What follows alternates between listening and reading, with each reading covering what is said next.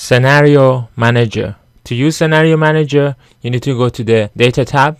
You need to select the cells that you want to change the scenarios for. Then you need to go to the Forecast group and go to the What If analysis and then select Scenario Manager. In here, click on Add and give it the scenario name. Let's say worst. Then click on OK. Now you can change these three cells that we have selected. For example, in the worst case scenario, let's say interest rate is 6%, number of months would be lower, and the loan amount would still be the same. Then click on OK, and then we can add another one.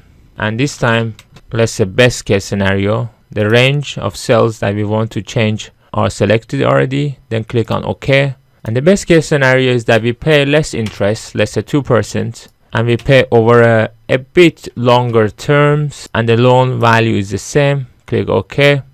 And let's add another one and say likely. OK. Likely would be same as what we already got there, which is 3%, 250 months, and the loan amount is same. So if I click on worst and then click on show, it will show me the worst scenario, which is $300 or pounds per month that you would have to pay for that scenario. Best, show £100, but likely is £150. And if you want a summary of the scenarios that you created, click on the summary here. It gives you two options to create the report. We go with the scenario summary option and then click on OK.